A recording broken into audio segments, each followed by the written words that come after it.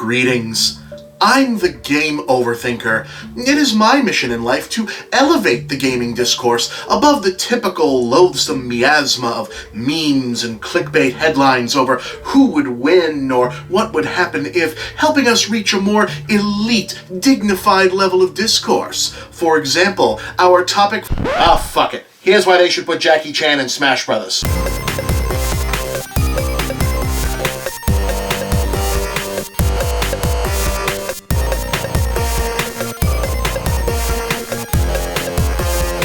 So now that Nintendo has joined us in the future of 10 years ago and discovered DLC, it seems pretty plain that the Smash Bros. Franchise is probably going to have to change its mission statement going forward. While it's true that there's more than enough Nintendo ephemera to mine for future characters, the excitement that greeted editions like Solid Snake and Sonic the Hedgehog in the last game, and Pac-Man, Mega Man, and this Japanese man in the new one would indicate that if the franchise continues, its destiny is to become an expanding home for whatever characters the gaming world decides it would most like to see next lose to a 10-year-old spamming Pikachu attacks. And I wouldn't be at all surprised to see its focus expand beyond games to include anime, cartoons, comics, movies, maybe even real people. With all that in mind, let me throw a future contender out there.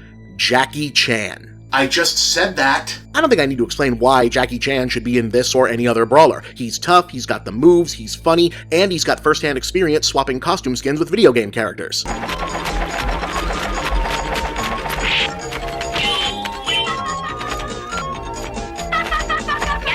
Just so we're clear, that was from an actual movie. I mean, wouldn't you like to see one of the all-time greatest kung fu stars ever fuck up Captain Falcon, or see how he copes with getting set on fire by Charizard, or what the hell a Jackie Chanified Kirby looks like? And plus, he's already got the best final smash of all time. Drunken boxing!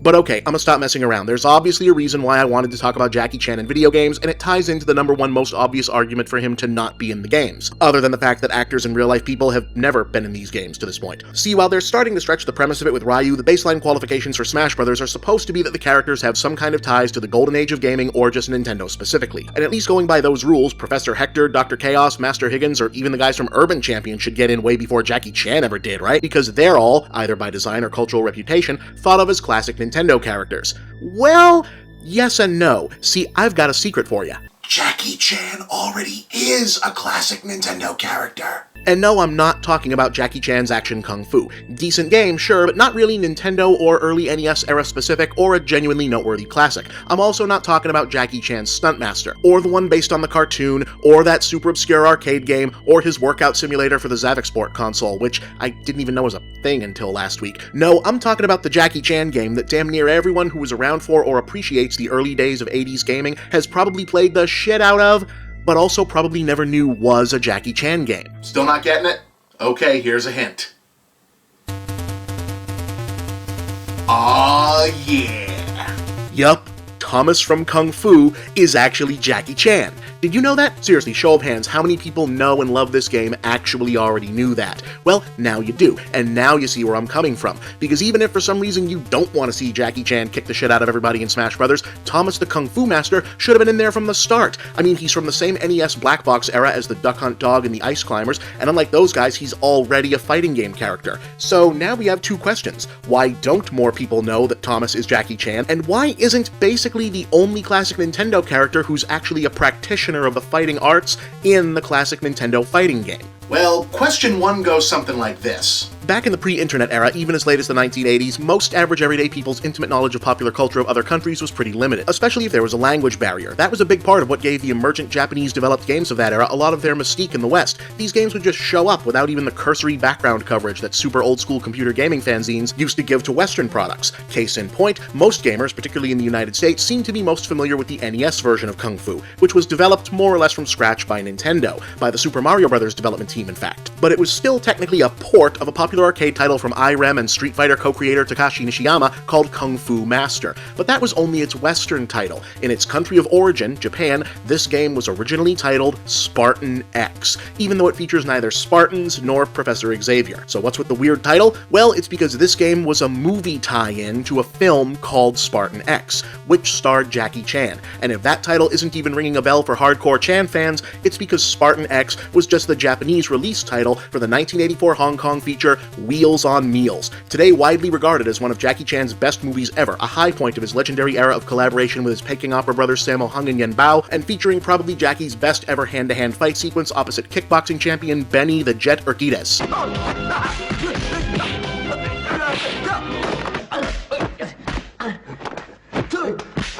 That bit with the candles right there, that was not staged and was not a special effect. The Jet was a machine back in the day. Anyway, Wheels on Meals is mainly about Thomas and his friend running a food truck in Barcelona. The game doesn't actually relate to the movie much other than Act 3 involving Thomas having to rescue a girl named Sylvia from a bad guy's castle. Still, yeah, Kung Fu is technically Wheels on Meals the video game, and thus Thomas is technically Jackie Chan. Just look at the non-US box art. So why isn't he standing tall with his Golden Age Nintendo brethren in the Smash Bros. Roster? Hell, for that matter, why didn't this franchise really ever go anywhere beyond a gameplay-only sequel that never made it out of Japan and its spiritual successor, Vigilante? No one seems to know. But it might have something to do with an obscure French art house drama about a taboo, forbidden romance.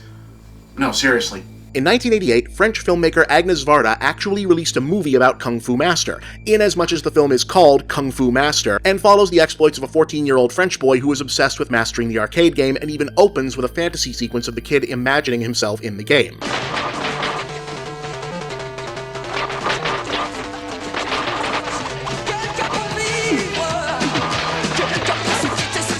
Scott Pilgrim, it is not.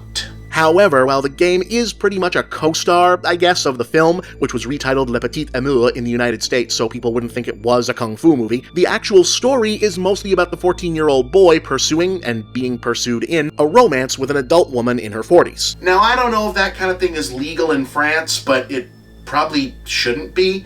Also, that's the director's kid playing the kid, so yeah.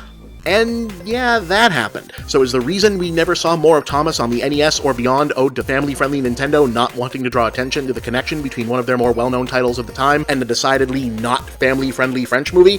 I don't know. But even if that's the case, I'd say enough time has passed and it's high time for Thomas to make a Smash Bros. Comeback. And since now everyone can just find this stuff out on the internet, you might as well just let them be Jackie Chan, because that'd kick even more ass. Just don't let him bring Chris Tucker with him. That guy sucks.